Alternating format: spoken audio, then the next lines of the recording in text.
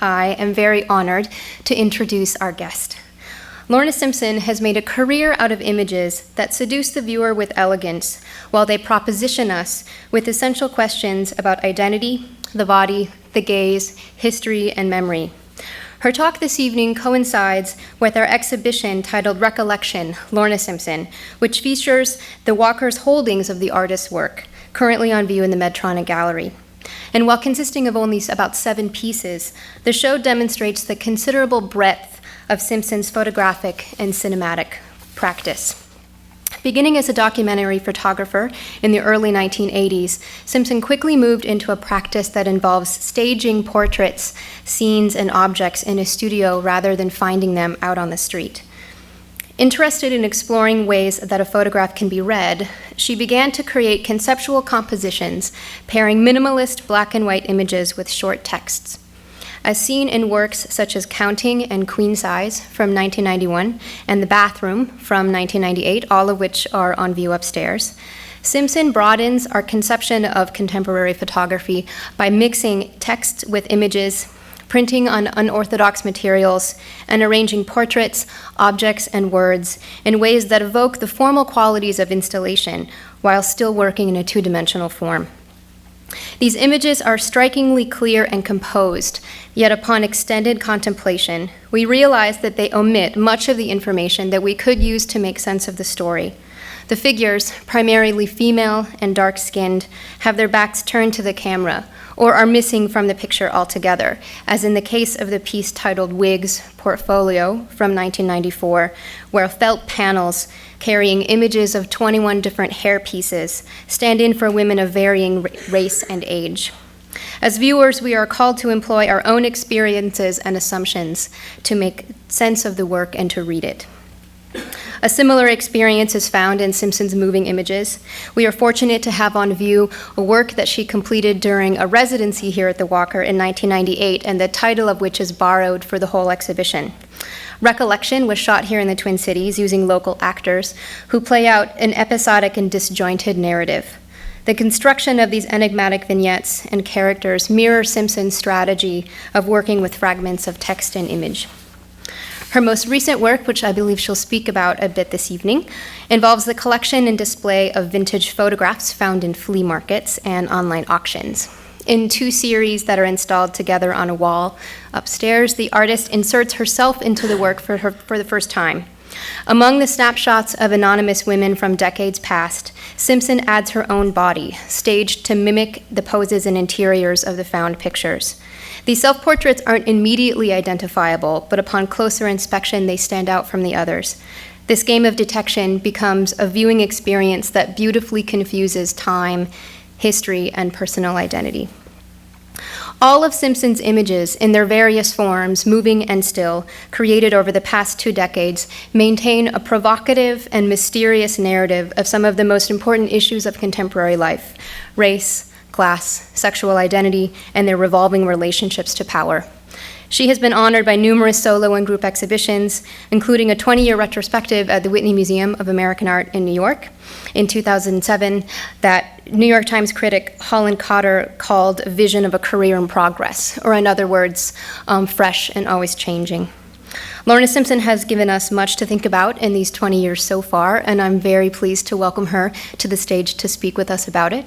But before I do that, I want to remind you that the talk tonight is being webcast live on the Walker channel, and it will be archived there. It's the section of our website where we archive talks and panels.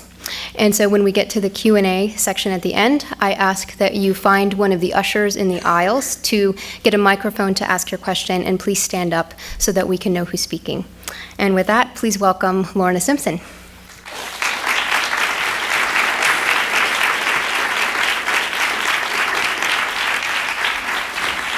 Hi, good evening.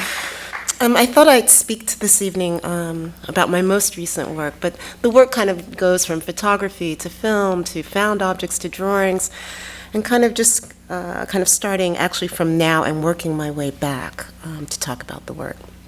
So one of the pieces that is here started with this photograph, which is a photograph that I found on eBay that in collecting different images for different projects.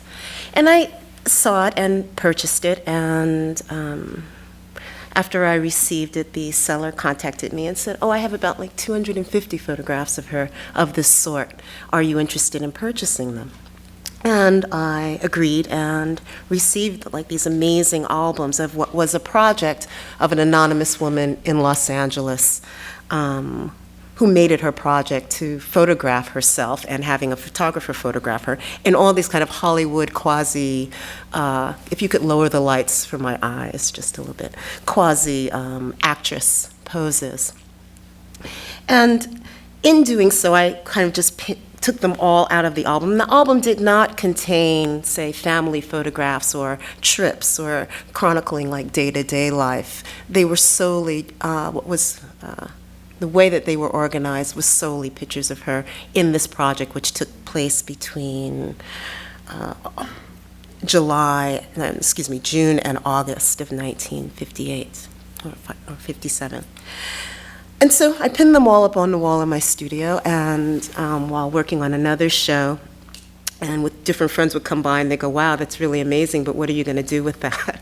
Which is always the case with things that are interesting. And after having them up for about 8 or 9 months, I realized what was fascinating about it was that she was posing for the camera in a particular way of learning how to pose for the camera, but also this kind of learning how to interact with it.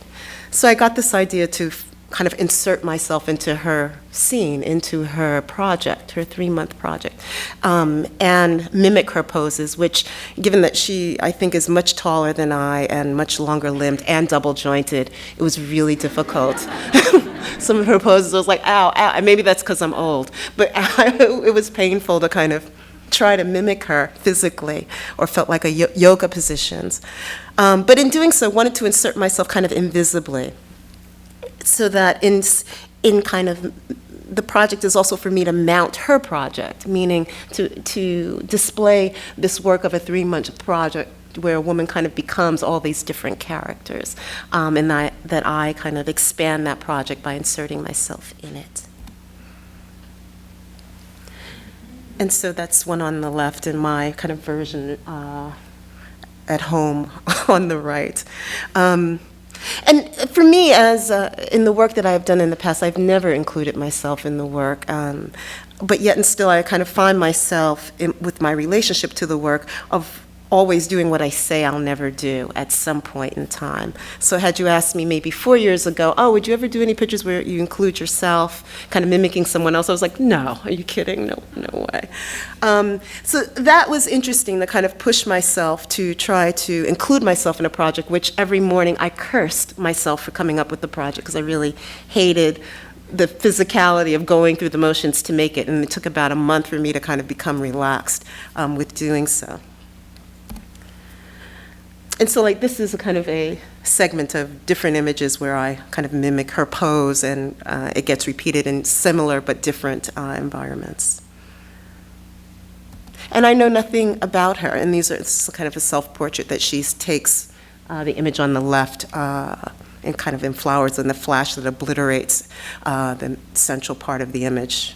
And I kind of make a version of that myself, my own self-portrait. And in upstate New York, in the cornfields. So my interest in photography as a genre has always been from the beginning, from the kind of moment of, as a child, having a really bad cold and in the wintertime, and realizing my parents had cameras, but you know, at that time, you didn't really give a kid a camera to shoot with. You would say, "Okay, you can hold it and you can take a picture and then give it back." And so I remember cutting out, which I guess the 60s are famous for that, of like cutting out coupons on the back of Kleenex boxes to get a Polaroid camera. And since I had a cold, I had enough boxes to get a camera, which I later got that spring, and then I kind of had that camera everywhere. And it stands out in my mind only because I was happy to take it everywhere, on school trips, to county fairs, photographing my dog in the backyard, but it became this kind of practice where the camera was always with me, and is my earliest moment of kind of having my own camera. So this is a photograph of, it's called Bow of the Ball, 1926, James Van Der Zee. And I had decided that there are different points in my career, my relationship to my work, that I decided to try something completely new and throw myself into a situation that's completely foreign to me to come up with something new and different.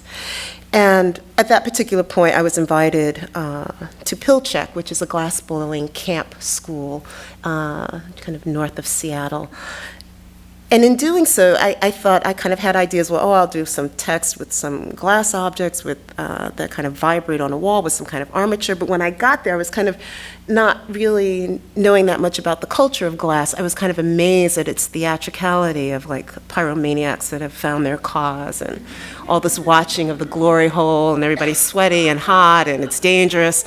So I was completely shocked and kind of captivated by that. But at the same time, not knowing what the hell to do in that kind of environment. So I went back down to Seattle and went to a bookstore and found a book that I had at home, which is Deborah Willis's kind of book that chronicles photographs by James Van Der Zee, who's an African-American photographer in Harlem that took pictures of kind of politicians, events, and just everyday people that would come into his studio. And so I found, I decided to the chagrin of many of the gaffers who were kind of amazing. I mean, they could make anything you want out of glass. But I had them then blow kind of replicas of props out of James Van Der Zee's photographs. So as you see to her left hand, there is a vase that's containing some kind of orchids. So they blew that. And this is a photograph of Benny Andrews from 1976, who was a painter, and this kind of teardropped vase to his left with the chrysanthemums. I had them blow that, and they were kind of disappointed because I would just show them the book, draw it on the ground, and they're like, "That's all you want? You're here for 3 weeks. That's all you want." And so I was pretty persistent. And this is called Dinner Party with Boxer Harry Willis, 1929. And in going to Pilchuck, what's funny about it is that you do get caught up in the kind of mesmerizing thing of blowing glass. So they're blowing all this stuff, and then you come to the end and you go, oh shit, I gotta pack all this up and send it somewhere. So you spend all this money to kind of these, hand-carved foam boxes to ship all this stuff. But finally got it all back to my studio. And then re-photographed these as a kind of homage to James Van Der Zee. The text beneath it then has a description of the photograph from my point of view in terms of all its details and the way that it operates and the way that Van Der Zee kind of composes these images to kind of say something about aspirations or wealth or kind of meaningful objects that should kind of constitute a narrative about the person's life. So this is the bow of the ball. And this is Benny Andrews, and this one is short, so I'll read this. An artist born in 1930, wearing a trench coat, is seated with his right leg crossed and holds it with his right hand. To his left is a small table with a circular top and a vase with chrysanthemums. A wooden folding screen stands behind him. So they were kind of very simple, kind of detailed descriptions of each photograph. And that is the boxer photograph where everyone is holding the champagne glasses. So it becomes this piece called 9 Props. And it was interesting because in process, I love vases and kind of objects from my own collection and having nothing to do with my art, but kind of getting them in the studio, I was like, okay, what am I going to do with all this beautiful black glass? And it kind of was a piece that evolved in terms of my interaction with it from my original idea and kind of just went into these heat transferred images onto felt. So about a couple of years ago, I started doing drawings, and more it came out of a project where I did a compilation project of found footage from a kind of speech pathology institution in Wichita, Kansas, of some material that I found. And it just came out of working out of that project. Goes, wow, there's something interesting away the subjects were photographed in Technicolor against a gray background. So they were really almost kind of caricatures, the way actresses and different patients within this documentary or promotional material was put together. And so started drawing from that and then kind of continued on. And these are kind of just heads that are just watercolors and very simple in there, very small, like 8 by 10. But what was more interesting to me and kind of picking up or thinking to do drawing was more just about the process, because so much of what I had been involved in photography, to a certain extent, there's a bit of play in terms of the idea, but once it goes into production, it kind of becomes very rote. And certainly in working with film, there's a lot of collaboration that takes place with regard to how the project gets done and how it comes to fruition and how that idea might be slightly different than kind of its end product. But it was quite different to kind of sit in my studio and kind of make these drawings and throw some away, and just the kind of fluidity of that as a break or a change in terms of process. This is similar to a piece that is also upstairs at our photo booths. And actually, from the first piece that I showed of the woman from 1958, this was the original project of finding these small photo booths. And what fascinates me about photo booth images are that they are all self-portraits. So it's kind of this mechanism of photography that everyone sits in the booth and they prepare in front of kind of a mirrored surface with a light that comes on that flashes, and they prepare themselves to be photographed, as opposed to having someone take their picture. And in that, there's this, for the time frame, which is maybe, I guess these pictures range from the 20s kind of through the 70s.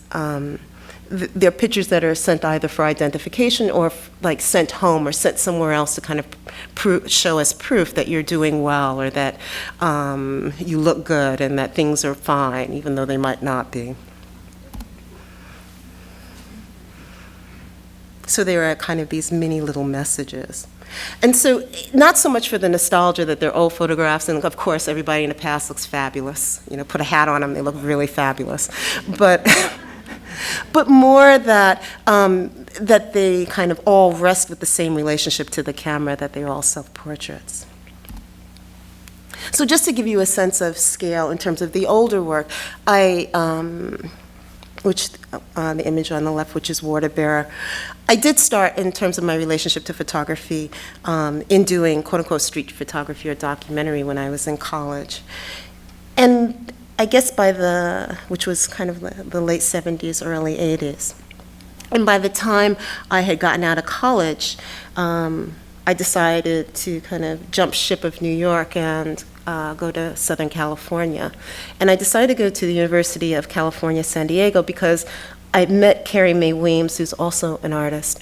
And she asked me what I was doing, and I was doing graphic design for travel agency, or big posters for lawyers in terms of criminal court cases if they needed a kind of graphic design of whatever. And I have no idea what the subject was, but I just had to make some kind of graphic for something as a visual aid in the courtroom. So I was doing a lot of graphic design work. And she just said, wow, you should come to San Diego. It's half an hour from Mexico. La Jolla is a beautiful beach. And I was like, sure. I had no interest in who taught there. I didn't know anything about it. But the campus photographs looked really, really beautiful. And so I went, and it at the time of going to graduate school in California in like the early 80s, it was all about performance art. And I think that although I did not have an interest in terms of performance in terms of myself, it certainly kind of almost everybody that was there was interested in performance. And certainly San Diego, there was this place called Sushi, was like everybody from all over the country came there and did performance. So it was an interesting way for me as a photographer in New York, which is very School of Visual Arts, old school view of photography, to a relationship to photography, to go to more conceptual art school in California, and really gave myself, once I got used to like not looking at my watch at 5 o'clock and going, okay, you got wine, let's have dinner on the beach. Once I got kind of past that ritual, which took about a year, I then started concentrating on my work. And so that led to that led to doing these works that were more spared down in the studio, slightly larger than life figures that have their backs turned to the frame with texts that either were kind of mimic concrete poetry or lists that create a narrative. And in some ways, it was an interesting time to kind of figure out, because I was in conflict with the way that photography at that time was kind of read in terms of showing work that was documentary or street photography, and the kind of repetition in the way that it's read, that you kind of use the same tools to interpret every photograph by each photographer. So I wanted to play with that assumption of how we read photographs and their meanings, and what you quote unquote get from the quote unquote message from the photographer. So this one is discounting of memory and experience as its subject. And this is similar to a piece that's also here, which is called Wigs. And is also a felt piece that is kind of either lithographed, I think lithographed onto felt. But from all these different wigs that I had found on Fulton Mall, which is a mall in Brooklyn, that at the time every other store was a wig store, which I don't know how they dealt with that in terms of competition or supply and demand. But I kind of went into every shop and kind of found these amazing variety of different kind of artificial and real hair. And the piece for me, in that it kind of talks about artifice and the way that we construct ourselves as individuals, and that it is a construction. So the text then relates to constructions of identity in and around gender, and that gender isn't this black and white, kind of completely stratified way of looking at gender, that there's all these grays and different areas in it. And so Wigs is to talk about that. And this is called Seven Mouths, which is basically just 7 mouths like printed on photo linen, and maybe about 5 feet in height or 6 feet in height. But it's a piece that then much later, which was done in 1993, I returned to as video work, which is called Easy to Remember in 2001. And I will show you like 3 different video works that I think are similar in their relationship to music. And it kind of didn't occur to me as I started, when I started to make this piece, I started to think of music. But it is funny for me in working in this way that my interpretation of my work and kind of the way everyone else sees it is completely different. So in making this piece, I thought it was kind of romantic. I liked the music. It's kind of a particular song by John Coltrane, which is a Rodgers and Hart tune from his album Ballads called Easy to Remember. And I always thought it's like really melodic. I really, really love that. And so had about 12, I did a casting call and had about 12 different people come and audition. And basically they had to sit in front of the camera and learn very quickly with headphones the way that John Coltrane, since it's jazz, he has a slightly different take on the melody. The melody kind of takes different directions. So as someone who was humming this tune, which I had them do, they had to kind of choose their octave and kind of how they would follow along with the melody in the way that John Coltrane recomposes this music. And what was quite beautiful is I by great chance, got a huge range of different people in terms of their octaves, in terms of from baritones to soprano to alto. And so when in putting it together in kind of either in Photoshop, but also as a musical piece, to edit all these voices together was quite amazing. And one of the women who was performing, while we were performing, and we were doing it in a closed studio actually at the Wexner Center in Columbus, Ohio. And the sound guy kept, like if you hear a garbage truck that's going down the street, you have to stop because you can kind of hear the beeping of the truck in the background, or a plane is going overhead. Although it's a sound studio, those sounds still enter the background sound of the room, or kind of within the white noise, you can hear it. And for like the 4th time, he called me over, and he was like, "No, you have to come here. We have to stop for a minute." And I came over because one of the people who was humming, one of the women, her heartbeat was louder than her humming. So we had to, because we were freaking her out with kind of this camera and a crew and everything, like right on top of her, photographing her humming. So let's, if you would please go to the video, Easy to Remember.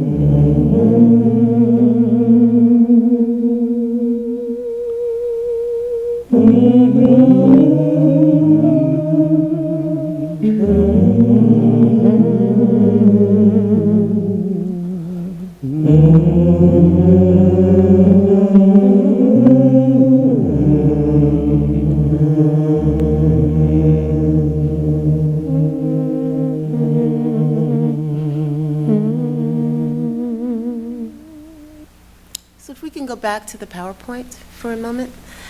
So in doing that piece, it was interesting for me because I thought it was kind of a very romantic kind of piece, and all of my friends were like, okay, that's really depressing in some ways. But it didn't also help that actually that piece was then shown like 4 days after September 11th. So it kind of on its own, even before that people were saying, but certainly after that, they really kind of, it's a piece that within New York life, or a showing in New York, is associated with that moment, although it was done before that. So in doing that piece, and kind of as a musical piece that involves the body, I thought, what other piece I could do that involves the body? And I came up with this work called Cloudscape, which this is a felt work of it, photograph on felt, and it's called Cloud, but comes from a video where I had a friend of mine named Terry Atkins, who's also an artist and musician, perform for me, and we kind of went through different manuscripts of music from the kind of American music from the turn of the century that are hymns, but we wanted to choose something that was a little unfamiliar and not in terms of its melody, you would associate it immediately with that, but something in its phrasing that kind of was short and interesting. And so Terry whistles, another using your body to make music, whistles this piece. And so if we could go to Cloudscape, please.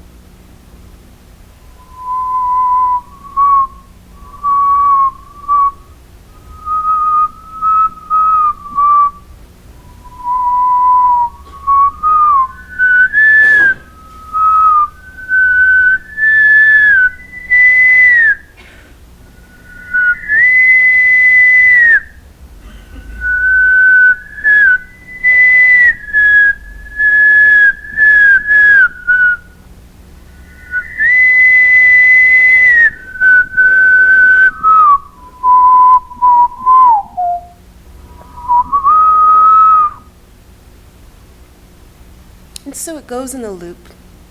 We could go back to the PowerPoint, but in doing so, you go, oh wow, that's really kind of conceptually very neat. You just go in, it takes about 5 hours to shoot in a space, and shot it in film and done, although the nightmare then began with transferring that kind of information digitally.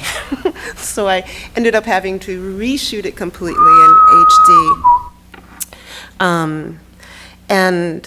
Which was kind of killed part of its magic to me, because it was just nice to kind of go in and shoot it and then reverse it and be done, but no, I had to go in and shoot it twice. But again, kind of just very simply in using the body and kind of reversing the melody or reversing the time sequence allows for the melody to churn into something else, into a different melody. And so there's another project called Corridor, which also uses music, and that I was invited by the Mass MoCA in North Adams and the Society for the Preservation of New England Antiquities, and it was a collaboration between them and Mass MoCA to invite artists and commission a work using artifacts and from this collection. And in doing so, I was a little bit horrified, because they take you to, in Massachusetts, all these different warehouses that SPNEA uses. And it's, it's basically dishware, furniture, a little bit of clothing, but very kind of domestic sphere collection of things. And when I had gotten back from California from graduate school, I had worked up in Yonkers in warehouses for the New York Historical Society with about 3 other people in the wintertime, which, it's not heated, so it's not fun. But it was really interesting in terms of the objects, because the objects kind of spanned American history. There were cannons, cannonballs, artifacts. I mean, it was a wide range of really interesting things that were kind of above and beyond just the thing of plates and dishware and domestic life as evidence of the past. And so in walking through their spaces, I was like, you guys don't compare. All the good stuff is in New York. But I kind of also felt, because Mass MoCA is like, this space, this industrial space is converted into an exhibition space. That had, each artist had like 2,000 or 2,500 square feet. And so I was like, I am not making a collection of artifacts from New England for a show with that amount of space. So as I was looking through their book and kind of racking my brain and, planning to say no, I realized that they also had a collection of homes. And in that, people would kind of give them their homes, and then they would turn them into historical sites that you can then see them by appointment. And I realized that I could fulfill an idea that I had a few years prior to that, which was to have, 2 characters 100 years apart. And so they had this huge collection of homes from the late 1600s, early 1700s, and kind of all throughout Massachusetts, but they also had a Walter Gropius home in Walden Pond. And the house on the left is a coffin house, which is really, I think it's like 1670s, but American vernacular architecture is all about adding on, shifting, changing, and so it looks like an 1860s home at this point, in the way that it's been restored and the way that it and its wallpaper and the way that it's been added on. And the Walter Gropius home, which is done in the late 40s, a home for him and his family, actually very much has a feel of 1960s. So I got this kind of 1860s and 1960s parallel that I wanted. And it took a lot of begging, especially for both homes, in terms of carrying a wood structure, carrying a character and film equipment, and carrying a candle down the staircase. Took a lot of begging and pleading that we wouldn't burn the place down, and as well as with having protecting the environment of the Gropius home from walking in there with a camera crew.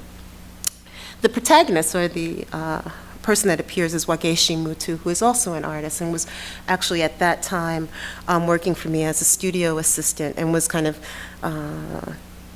trying to figure out what she was doing next in terms of showing her work and where she was going to live. And I didn't have anyone else in mind, and since she was available, I said, do you feel like doing this? And she said, okay, sure. And it worked out very nicely, because she, as we did it, which I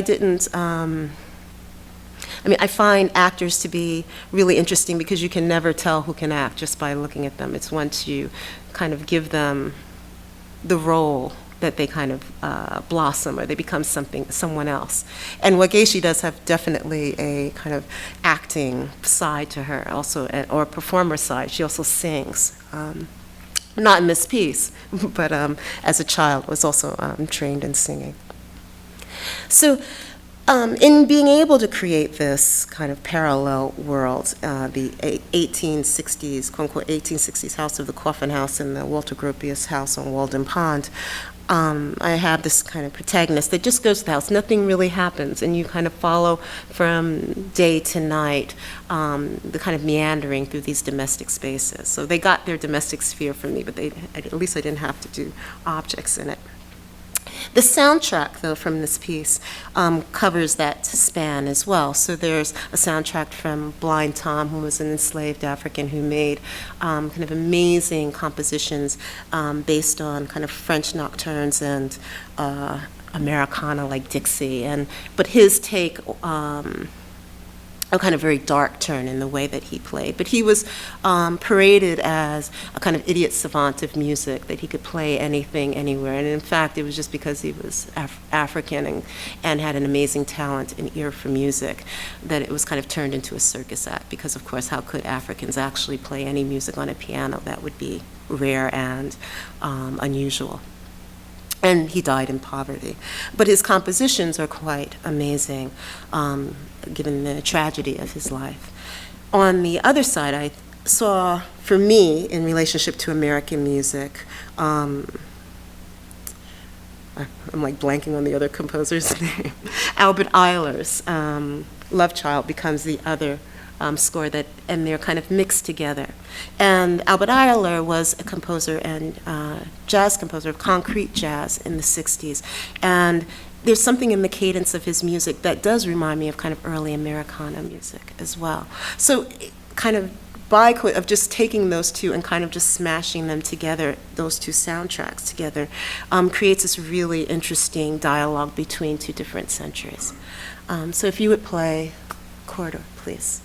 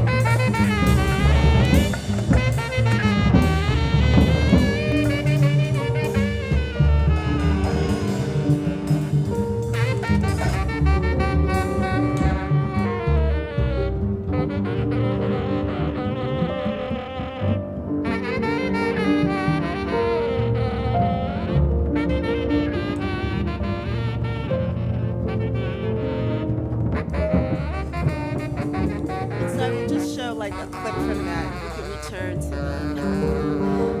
And so working on corridor, and then kind of this relationship to architecture, which I have like a personal interest in architecture, but also in terms of this work, I mean, the Coffin House kind of shows up as being very much like a Vermeer painting in terms of its lighting, but kind of given the conditions of that architecture and having to light it from outside to bring in light, that's kind of unavoidable kind of quotation that the photograph reveals. But also then in the Gropius house, when we're kind of shooting in the bedroom, and the bedroom is kind of this very strange voyeuristic quality because it's a giant piece of glass that divides the dressing room from the bedroom. That is paneled by a portion of glass, of a glass mirror.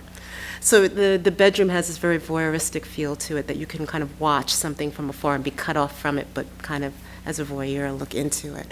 So as a project, and also in terms of the Gropius home, as I think of kind of modernist architecture from that time, its scale is very, very small, although in photographs it looks very expansive. Its scale is very intimate at the same time. So it was really interesting in terms of those projects with an interest in architecture of how one actually moves in that space, or the language of the domestic space within the Gropius home, which there's a maid's quarter behind the kitchen, so all this thing about class and servitude, that's also present in the architecture of that space.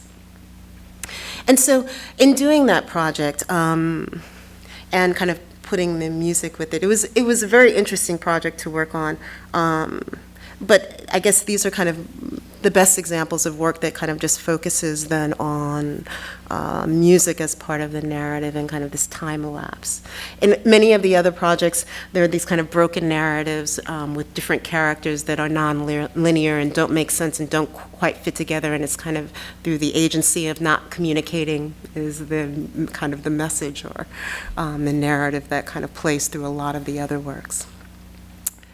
What else was I going to say? And so even now, although I don't think I have any ideas for any video works, although in conversation today about dance, I was reminded of a performance that I did as a child as a dancer, and I was like, ooh, that might make a good film for a performance. But in terms of ideas and kind of choosing different mediums, it really is generated by the idea that I have, and kind of when I am pushed in terms either technically or by genre into something that I had never done before, it is because of an idea and not really just the pursuit of a technical aspect of things. So it's been an interesting career in the sense that I feel that anything is possible within the work, or in doing all these different things and doing film and kind of which I should say in graduate school, I studied film and video, and it was analog, kind of in the 80s.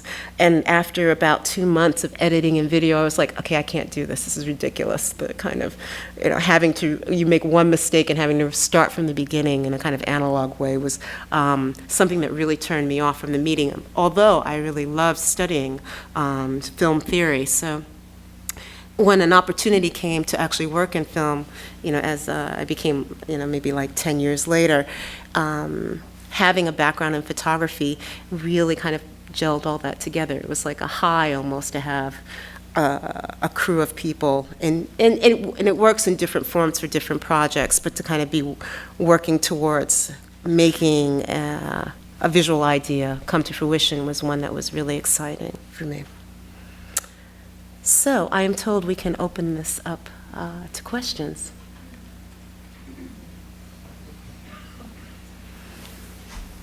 Does anyone have any?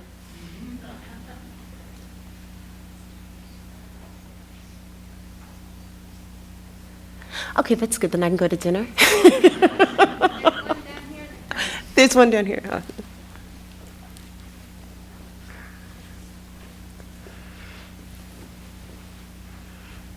Hi. I just wanted to ask, I remembered as I was watching this, I saw a really interesting piece of yours in Archive Fever by Okwuemezar, with it was like an archive film encased in playing on a loop, I guess, on the wall. with a drawing beside it, and I was wondering if you could talk about that piece. Sure. The piece that he's speaking of, which I cannot remember the name of, it's called Jackie. And it actually is footage from, a segment of footage from the speech pathology and kind of learning disability institution from Wichita, Kansas in the 50s. And some of the material that I did, there's two projects that came out of that. One is all about all these women that are presented in this footage that is disassembled promotional material. And there's one sequence of these boys. So part of this piece has drawings, and then on the other side is a clip of this sequence of 8-year-old little boys drawing. And there's one child in the foreground who's being asked to draw, and his name is Jackie. And he is resistant, and he does not communicate, but he looks at he looks at the camera while an instructor, teacher, I guess, teacher, but also, I would say probably doctor in some ways, is sitting beside him, telling him to draw, and he refuses, and he looks into the camera with this kind of stare that is unnerving, but refuses to draw. But behind him, the other 7 little boys are drawing like their lives depend on it. So there you have this soundtrack in the background of the sound of their crayons or whatever kind of tool that they're using in creating drawings in the back. And it kind of just loops. And I thought that his refusal is quite a beautiful and kind of intense thing of drawing. On the other side are some drawings that I kind of collected that are found drawings that are cartoonish, of like a male character, a female character, a house, a home, a kind of assembly of what family, quote unquote, might be in terms of as a cartoon. And then I drew on top of that images of Jackie not drawing, just sitting with his head down on the table. So, in a thing of also, kind of the creation of these images and his refusal to participate in being a subject within that footage was quite a powerful one. Now, you could say as promotional material for an institution, they would say, okay, this is what we don't want, and this is how we're going to reform him. But his resistance to reform was really interesting to me. And so, yeah, that was the piece that was there. Or resistance to be rehabilitated. I don't know how to ask a question exactly, but yeah. The pieces that you have upstairs where you have the found photographs and sort of the serendipity of finding those, I guess the question I have is the way those images were made, with straight photography and analog photography, and then how everything has changed to digital. Do you think that, do you think that's going to affect your work going forward, or, Does the digital affect my work going forward? Well, that and the fact that the way people are taking photographs now digitally, it seems like there's not going to be the serendipity of finding these old photographs that people have kept forever, and because it seems like the nature of analog photographs is so much more archival than digital that, it's something I think about all the time. It's like, because I'm a photographer and was inspired by those kind of found photographs, and I'm thinking to myself, what's going to happen to somebody in 20 years where maybe these photographs that you find aren't going to be anywhere. I think you'll find, external drives. Yeah. And do you think about that, and do you think it'll affect your work going forward? No, in the sense, the technology thing is two things. I think in all of the film projects that I've done and having to remaster them digitally, and so for the preservation even of my own work, or to be even to show it, and kind of it at certain points it has needed to be upgraded from one platform to another.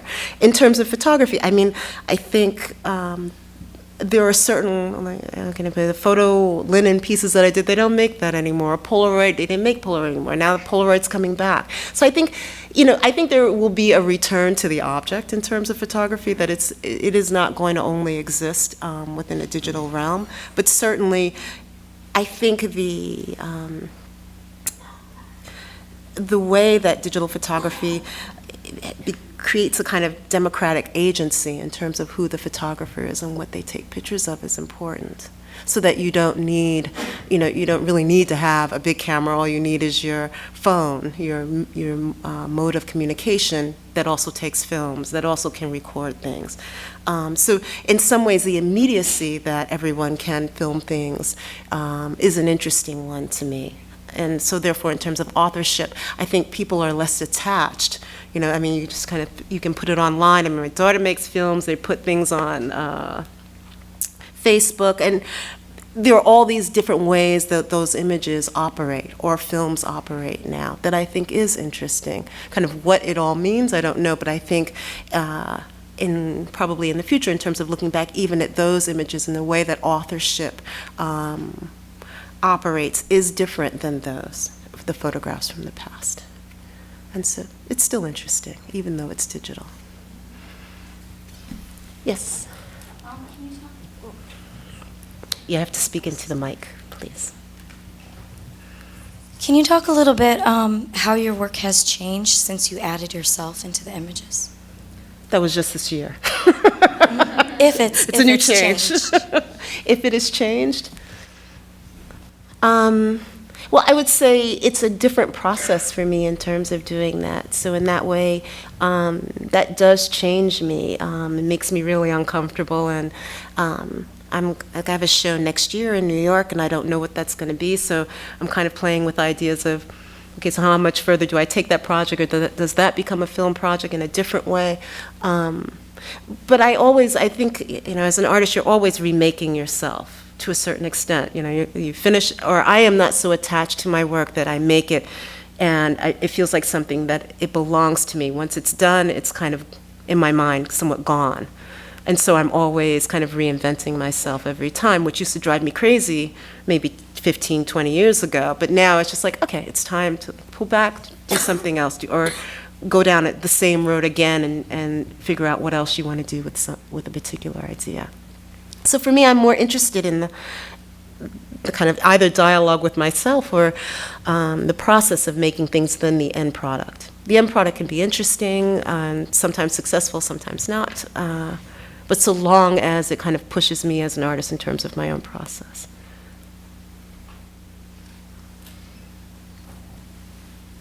In the wig piece, there are some wigs in nets hanging, photographed hanging, and I thought that was very interesting because the wigs themselves almost look like an anthropological exhibition. But the ones that are in nets look like brains to me. Look like brains? Look like brains. And it made me feel like the piece was, and I don't know if this is true, a comment on the way people are objectified by science, I guess you could say. And particularly like the studies that used to be done to show like that women's brains were such and such, and black people's brains were such and such, and that way of taking the human subject and objectifying. And it just struck me, that the mass of them hanging in those nets was so brain-like. And I just wondered if that was in your head at all. Not really, but I think in terms of modes of presentation and the way that we think about them. So in terms of gender, and if anyone has lived their life and the society or the people around them question their gender, there's all this kind of rush to medical science to determine what someone's true identity is, which is much different than the way that I see things or in the way that that person lives their lives. So a lot of the kind of content of that particular piece is about a kind of imposition of binary idea of gender in the society that we live in, but that people don't live by that rule.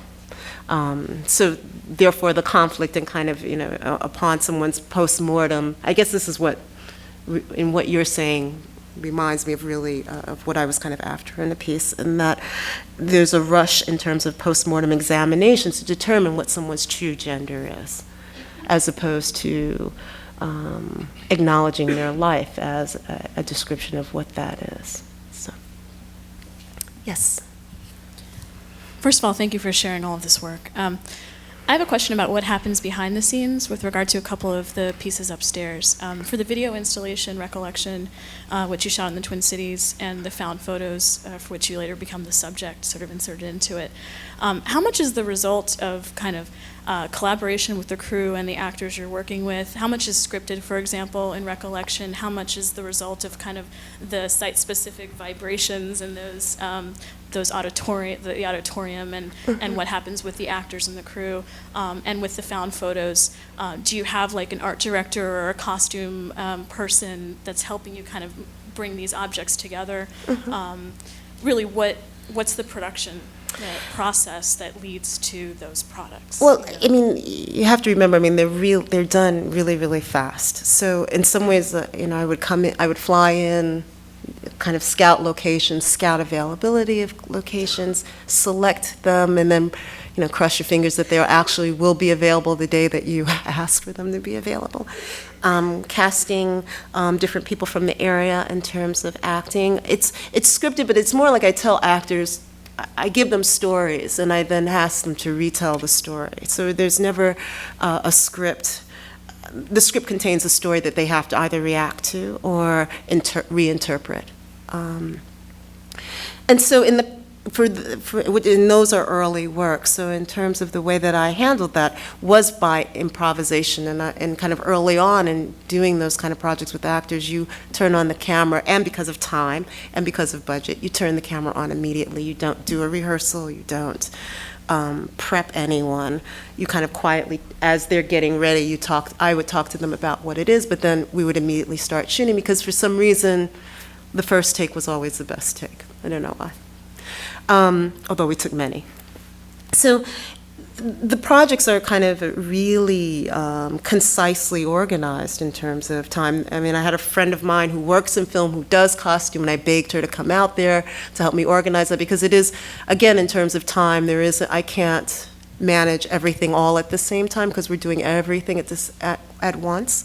But in terms of crew, I worked, Tom Hayes is a filmmaker who lives in Columbus, Ohio, that came here to work and kind of got a crew here as well. And I worked with Unji Ju, who was a curatorial, I've forgotten what do you got? Curatorial fellow, thank you. Here, and also with Kelly Jones, who was also curatorial, an old friend and curatorial intern here, who actually was her inspiration to have me come.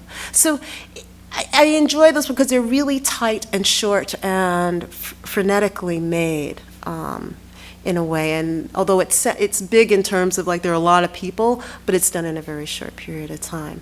And there is a lot of collaboration and leeway in terms of if something doesn't work, you've got to kind of make it work and do something else, or something might come to me that morning for a character to say, and I just have them say it. So. And with the photos, how much were you consciously sort of maybe revising Sherman's film skills, or fighting against that, or was that in your mind at all? I mean, of course, Cindy Sherman's work in terms of the 1958 photographs comes to mind, but I mean, I guess what was fascinating to me about those images of that woman is that she was doing that in 1958. So in some ways, the way that she was adopting all these different kind of Hollywood posing and characters and actresses and kind of artifice of modeling and femininity and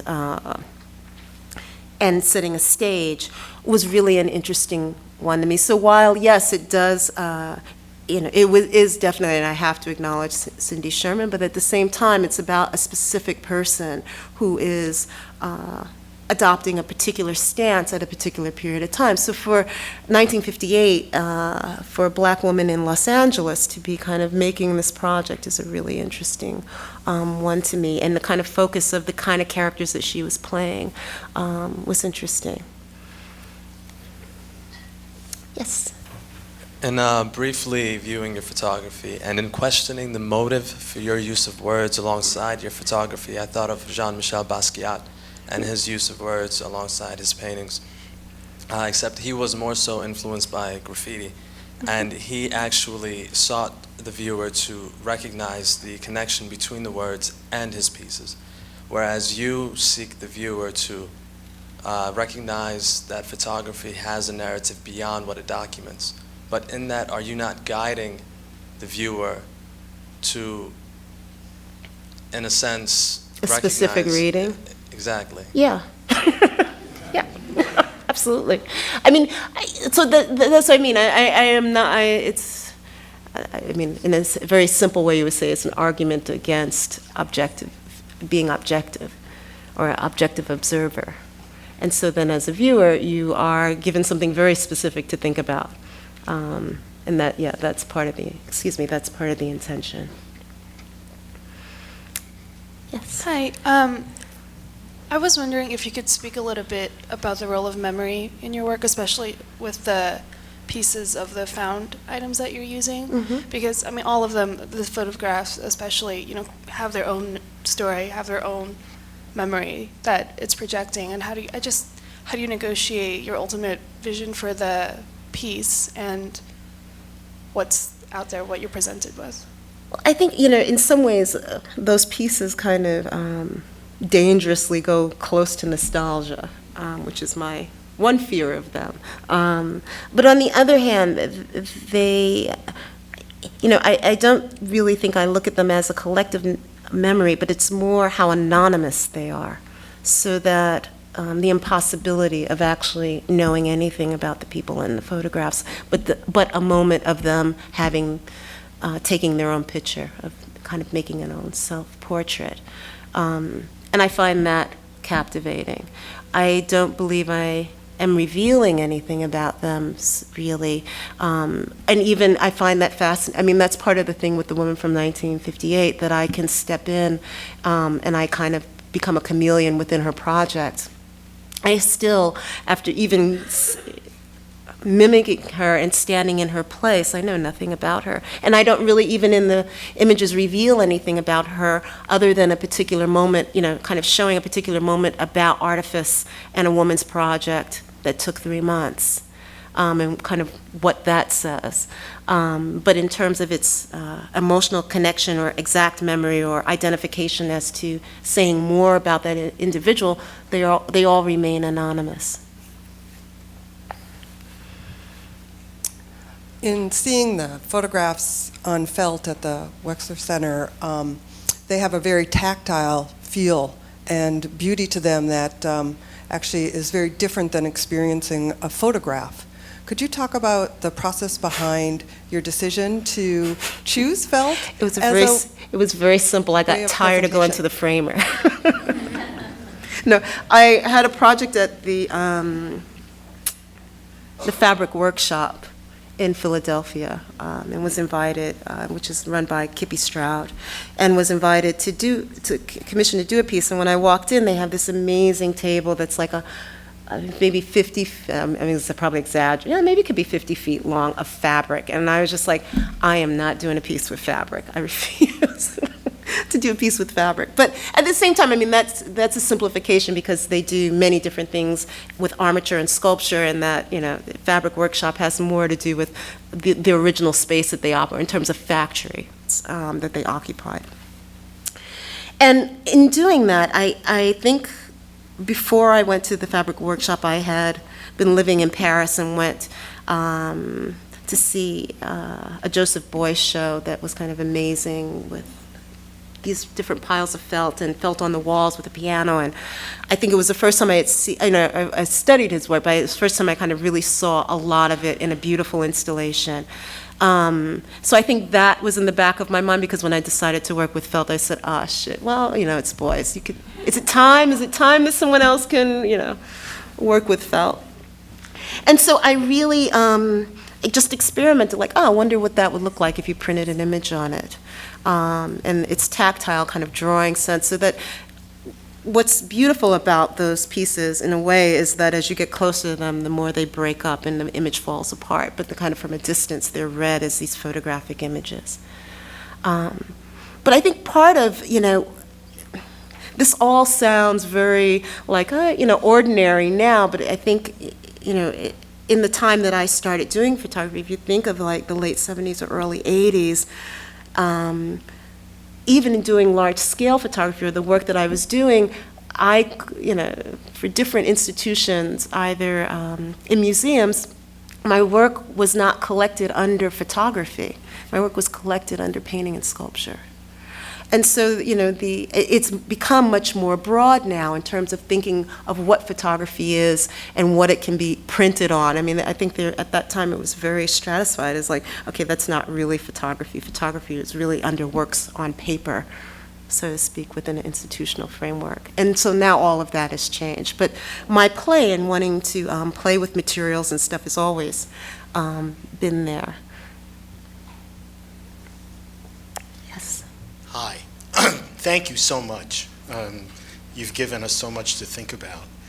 I wanted to ask about the Mass MoCA project and piece, and two questions. One is, did you think about these two houses as racialized spaces and the ways that the black women move through those houses seems quite as if it is their space, and yet certainly the Gropius house and probably the other house, never had African Americans living in them, claiming them as space. And so I wondered about that. And I also wonder about the relationship in time. I think you used the verb smash, smashing the two periods together. And I wondered if you could say a little bit about how you think different historical periods connect to each other or coexist, overlap, are simultaneous, or do exist in some linear way. And that might also be connected to the question about memory.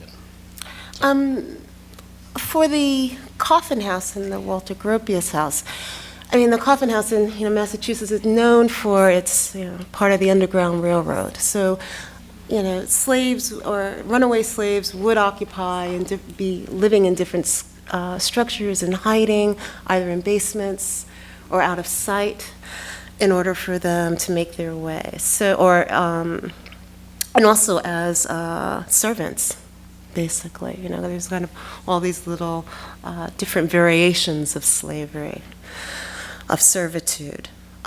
So yes, in terms of, there's a little sequence which I did not show for the Coffin House where she's writing. So kind of really her most dangerous activity is sitting by a candle writing, and then hears a noise and she kind of gets up and puts it away and leaves the room.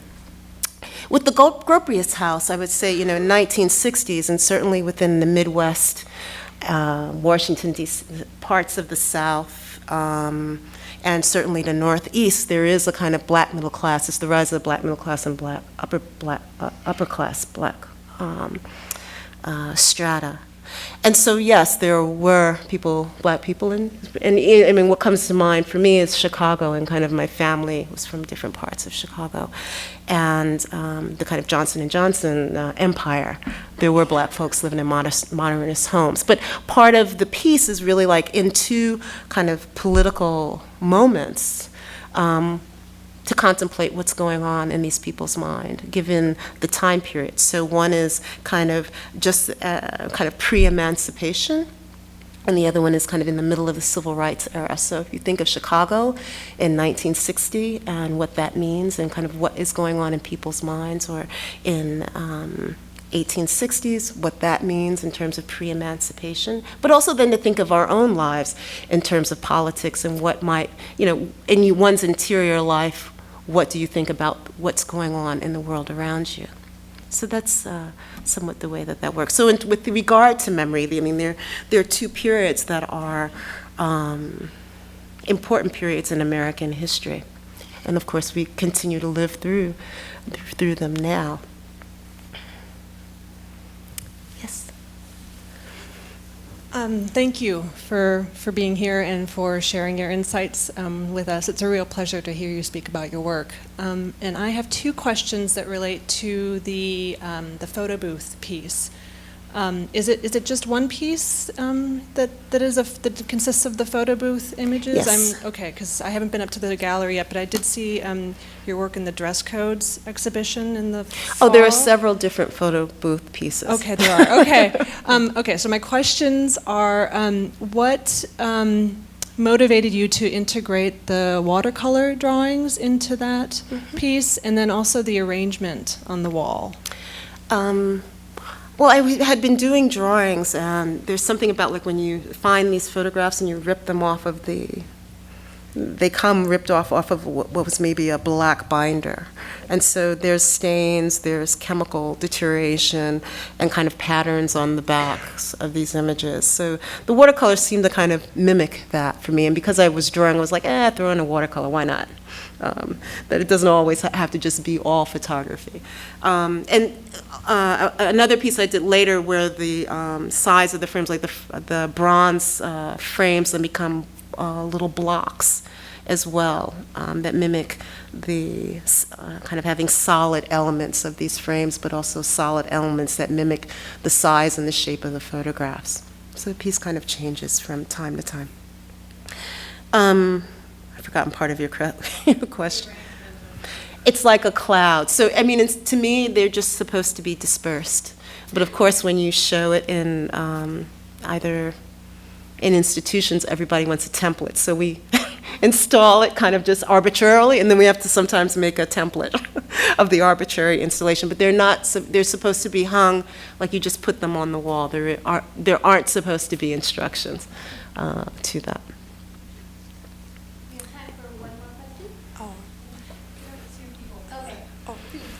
I have a question about your kind of, as an artist, your public persona or sort of public consumption of you. Like there's a New York Times article that was kind of cool about the architecture in your home or being in a Gap ad. And I'm curious how My daughter made me do that.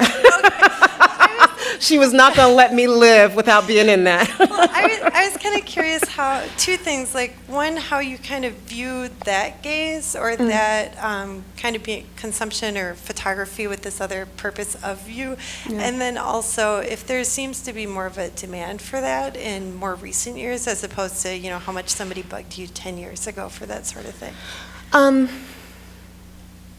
I mean, you know, it's funny, the Gap ad, I was asked actually in the 80s to do that, and I turned it down. And then I would tell my friends, and they're like, are you crazy? You could have donated money. Are you crazy? You know, I got a lot of flack for turning that down for the kind of monetary exchange and what I could do with that.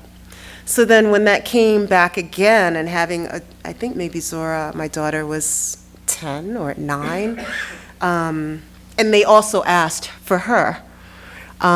It was kind of interesting because she was like, oh, we're doing this. She could not, what do you mean? What do you mean you turned it down? Like, she couldn't believe that. But what's interesting in terms of her in that ad is in raising a child who is, you know, biracial but kind of black identified in terms of the way that she thinks about herself. And if you see this ad, it's like her hair is like, you think my hair is out there. Her hair is like really out there. It really confirmed for her, and like I got tons of emails, and I see things on blogs just in terms of the way that we looked and kind of within society, how that is not prevalent or how that is not an ideal in terms of beauty. So even her ideas about herself, that her hair isn't straight enough, or it's not this, or it's not that, or her friend's hair is straight, or can she get her hair straight, and her own sense of her own beauty to be photographed like that confirmed other things for her about her own beauty, which was kind of interesting. And I got a lot of comments from other people about their children and the way that they see themselves in terms of what is the quote-unquote ideal in terms of looks for Americans. But the other article was really about David Adjaye, who was an architect that my husband and I commissioned to build studios for us. And so that was really about, the Times article was really about him and his project as an architect, and kind of what it was like somewhat to work with him, but what his program is as an architect. So I'm not that consumable, and I think on a public level. You'd spoken some about your relationship to reinventing yourself in your practice over the years, and I wonder how it feels different to do that now as opposed to, say, 15 years ago, and you said it drove you crazy. This question is sort of like for the artists out there, maybe younger artists who are like, or people who have a studio practice as well. I'm just kind of wondering what your relationship to that desire to always bring new content or new ideas into your studio is, and how you sort of manage it mentally or channel it into a final project. I mean, if it's really difficult, not that when things are hard and work is difficult, that it means it's going to be good. Although, Kara Walker will tell you that in a minute, like, oh, that was hard, that's going to be good. But I do think there is something to be said about challenging yourself and not being afraid to do so. And certainly more now than I say in the past, a kind of demand of a market. Less so for maybe older artists, but certainly for younger artists, kind of trying to fill a certain niche, or you have work that is successful that sells, so do you still make it? I think those are things that I didn't really have to struggle with. But certainly, whatever the demands are or the conversation that you have with yourself about your work is the germane thing to protect, and whatever comes out of that comes out of that. So I kind of am not a believer in failure or bad work. Not to say that I don't make bad work, but that it's more about the process and kind of pushing myself, and you always learn something more, about who you are as an artist and kind of what your interests are and how things come out, and to experiment is important. Well, thank you. Thank you so much.